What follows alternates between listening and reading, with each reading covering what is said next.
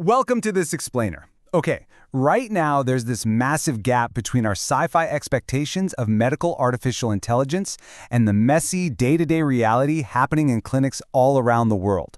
We constantly see these flashy headlines, right? Promises of supercomputers diagnosing complex, rare diseases in a fraction of a second, or robotic assistants just instantly processing decades of medical history. But the truth about how this technology is actually being integrated into the medical field as we speak, well, it's a lot more grounded, a little more complicated, and honestly incredibly important to understand. So today, we're breaking down the exact numbers and the vital differences in healthcare tech, giving you a direct, crystal clear understanding of the AI landscape operating right behind the scenes. Section 1. AI in the exam room. Okay, let's dive into this. When we walk into an exam room today, we generally expect that we're stepping into the cutting-edge future of healthcare. And, at first glance, the adoption data actually backs that up. An impressive 48% of doctors currently rely on some form of artificial intelligence in their professional routines. Almost half of the physicians practicing right now are actively seeking out AI solutions to manage their overwhelming workloads. The administrative burden in modern medicine is notoriously high. Doctors are incredibly open to leveraging new technologies, literally just to keep their heads above water, fight off burnout, and reclaim time so they can actually look at patients rather than staring at screens. It's a staggering adoption rate, and it absolutely proves the medical field is far from tech-averse. AI is rapidly cementing itself as a fundamental part of the modern medical toolkit. But here is where we need to shift gears for a second, because that high adoption rate hides a much starker reality. While 48% of physicians rely on AI, just 26% of them actually use clinical-specific AI tools. This is precisely where the hype collides with the reality on the ground. We have a 22% gap. That is a massive drop-off from the doctors who use artificial intelligence in a general sense to those who are utilizing tools genuinely built and vetted for the intense intricacies of healthcare. It kind of forces us to ask, well, what exactly is that other 22% doing? In many cases, they're leaning on general, off-the-shelf language models or basic automation software to navigate their day. And sure, that might speed things up, but using broad, consumer-grade technology in a highly sensitive clinical setting, that introduces an entirely new layer of risks and inefficiencies that we are only just beginning to fully grasp. And this brilliantly illustrates that drop-off, visually emphasizing the exact slice of AI users who are employing specialized tools. Out of the entire population of doctors using artificial intelligence, only a specific fraction represents the use of clinical-centric applications. The rest of that broader AI-using population is heavily leaning on AI, sure, but not necessarily the kind custom-built for the rigorous demands of medicine. This represents a massive hidden variable in daily healthcare.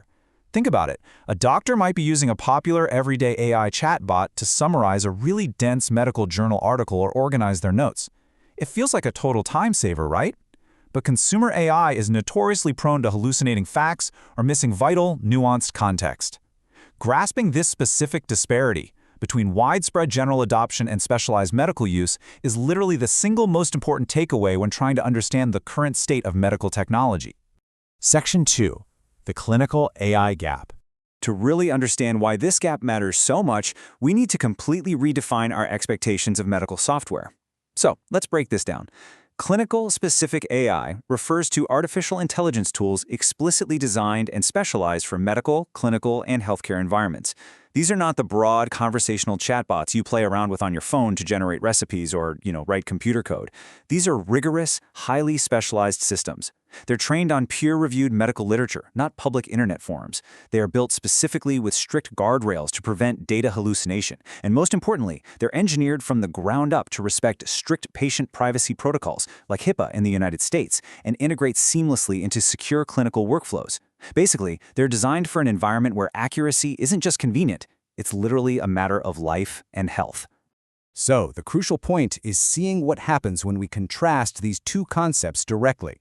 On one hand, we have general AI reliance, those off-the-shelf tools. A doctor might use these to help draft a quick, non-sensitive email, organize their daily schedule, or maybe streamline some basic administrative paperwork. It's helpful, for sure, but a general AI making a mistake usually just results in a weirdly phrased sentence.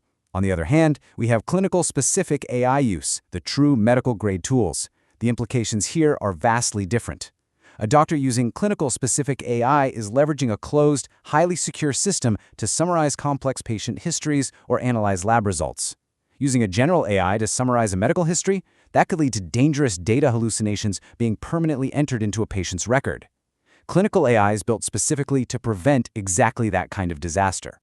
Section 3. What this means for you. As a patient, you aren't just a passive observer of medical technology. You are the one at the very center of it all. Picture your next doctor's visit for a second. You're sitting in the exam room, maybe feeling a bit anxious about a lingering symptom. Your doctor comes in, opens their laptop, and gets to work typing up notes or pulling up your medical history.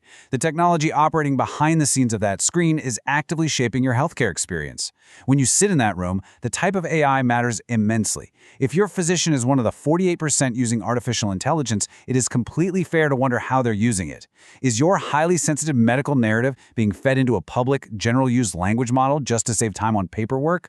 Or is it securely contained within tools expressly designed to elevate and protect clinical environments? Knowing the difference between off-the-shelf tech and true, specialized clinical tools gives you a vital lens into how modern medicine is truly functioning today. The reality is, AI is already in the exam room with you. The only remaining question is whether or not it actually belongs there. I want to leave you with a thought to carry into your next checkup, something you might even want to ask your healthcare provider directly. Is your doctor's AI medical grade? Thank you so much for joining me for this explainer, and I really hope this deeper understanding helps you confidently navigate the rapidly evolving world of healthcare technology.